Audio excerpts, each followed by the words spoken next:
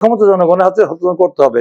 অনির্বাচিত সরকার দীর্ঘদিন থাকলে সেখানে বিভিন্ন সমস্যা তৈরি হয়, রাজনৈতিক সংকট, অর্থনৈতিক সংকট, অস্থিতিশীল পরিস্থিতি এগুলো তৈরি হচ্ছে।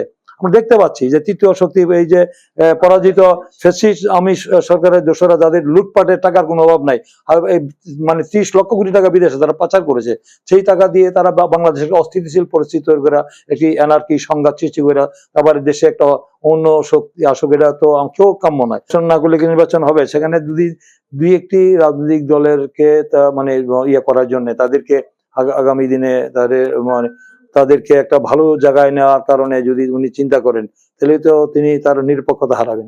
উনি বিশ্ববিজয়ী, নোবেল বিজয়ী, বিশ্বনন্দিত ব্যক্তিত্ব, তারে আমরা মানুষ মানে অনেক শ্রদ্ধা করে ওনাকে, ওনার প্রতি মানুষের অগাধ আস্থা, বিশ্বাস, এবং আমরা এখনো ওনার প্রতি আস্থা রাখতে চাই। আশা করবি যে উনি সুবোধ উদয় হবেন এবং ওনারা একটু মানে এই ব্যাপারে বিবেচনা করবেন, রাজনৈতিক দল জনগণ কি চায়, জনগণের পালস বুঝবেন। কারণ জনগণ আবার তো আবার দেখেছেন যে জনগণের মাঝে যদি এই জিনিসগুলো নিয়ে যদি সন্দেহ সংশয় সৃষ্টি হয়, তাহলে তো আবার একটা আন্দোলন হলে জনগণ রাস্তায় নামুক, এটা আমরা চাই না। আমরা মনে করি না যে কোনো আন্দোলন করে আমাদের দাবি আদায় করতে হবে। এই যদি সংস্কারের এই না সংস্কার আর যে কথা ওরা বলছেন যে সংস্কার তো আমরাও চাই, সংস্কার নিয়ে তো কোনো মানে এখানে কোনো বিতর্ক নাই, কিন্তু সংস্কারের কথা বলে এবং আমাদের বিচারের কথা বলে তো এটা অনির্দিষ্টকালের জন্য অনন্তকাল তো চলতে পারে না। সংস্কার থেকে চলমান প্রক্রিয়া, এই সংস্কার তো নতুন নতুন দেশের পরিস্থিতির সংস্কার হবে।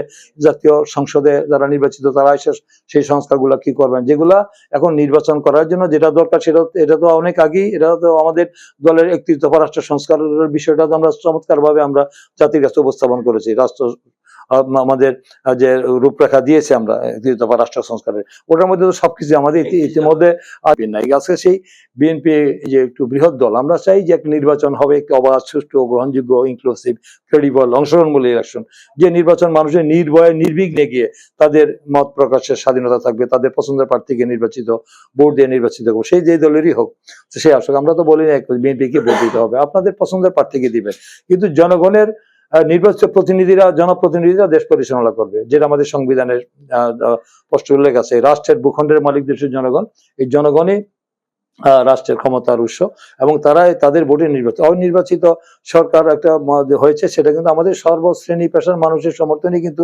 বর্তমান ডক্টর মোহাম্মদ ইউনূস সরকার, উনি যে অন্তর্বর্তীকালীন সরকার, ইন্টারিম গভর্নমেন্ট যাকে আমরা বলি, তা ওনারা দায়িত্ব পালন করছেন। এই তো বাংলাদেশের ইতিহাসে এরকম সমর্থন নিয়ে কমই আসছেন, কিন্তু এর আগে আমরা দেখেছি, আমরা আশা করেছিলাম মানুষের যে প্রত্যাশার জায়গা, আশার জায়গা যেটা ছিল, আস্থার জায়গা, যে এই সরকারের আমলে আমরা হয়তো অতীতে যেটা 91-এ যে বিচারপতি শাহাবুদ্দিন যে মাত্র 3 মাসের মধ্যে একটা বিশ্বের সবচেয়ে বিশ্বের সবচেয়ে একটা উল্লেখযোগ্য, গ্রহণযোগ্য এবং প্রশংসনীয় একটা নির্বাচন করতে পেরেছিলেন।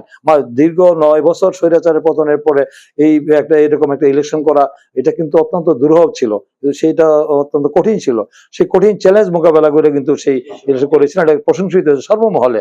সেই নির্বাচনে কিন্তু 2 শব্দ কেউ করতে পারেন দেশি বিদেশি ভাবে, তো সেই যে করতে পারেন। পরবর্তীতেও আমরা দেখেছি 36-এ 2001-এ আমাদের হাবিবুর রহমান সাহেবের সাথে এবং আমাদের সে লতিফুর রহমান সাহেবের আমলে, সেখানে কিন্তু সেই বিচারপতিরা সম্বন্ধ 3 মাসের মধ্যে করেছিলেন, কিন্তু 10 মাস পেরিয়ে গেল, এখনো পর্যন্ত তারা নির্বাচনের রোডম্যাপ এবং দিন তারিখ সুনিশ্চিত করতে পারেননি। এগুলো নিয়ে একটা আমাদের মধ্যে একটা মানে নেতা কর্মীদের মধ্যে, জনগণের মধ্যে মানে আস্থার সংকট তৈরি হচ্ছে, এবং এই সরকারের নিরপেক্ষতা নিয়ে একটি বড় প্রশ্ন দেখা দিয়েছে। নিরপেক্ষতা নিয়ে যে তারা কি চাচ্ছেন, তারা কাকে ক্ষমতায় আনতে চান, তারা কি মানে জনগণের ক্ষমতায় বিশ্বাস করেন না। তার কথাবার্তার মধ্যে আমরা দেখি যে তাদের অসঙ্গতি, আমাদের মানে প্রধান উপদেষ্টা থেকে শুরু করে উপদেষ্টা পরিষদেরও তাদের সমন্বয়ের অভাব, এবং তাদের যেহেতু রাষ্ট্র পরিচালনার অভিজ্ঞতা নেই, এই জন্য তারা লেজের উপর অবস্থা মানে তৈরি হয়েছে দেশে, আমি যেটা মনে করছি। এবং আইন শৃঙ্খলা পরিস্থিতি অবনতি হচ্ছে, বিদেশি বিনিয়োগ হচ্ছে না। এটা নির্বাচন ওনার পক্ষ থেকে উনি দিয়েছেন, ওনার কোন দৃষ্টিকোণে দিয়েছেন সেটা নিয়ে জনগণ এটা অনেক ব্যাখ্যা বিশ্লেষণ করবেন, এটার পিছনে ওনার কি উদ্দেশ্য রয়েছে, যে উনি কেনই বা আগামী এপ্রিলের ফার্স্ট উইকে করতে যাচ্ছেন। এপ্রিলের ফার্স্ট উইকে তো বাংলাদেশের ইতিহাসে কোনো জাতীয় নির্বাচন অনুষ্ঠিত হয়েছে বলে আমার অন্তত জানা নেই।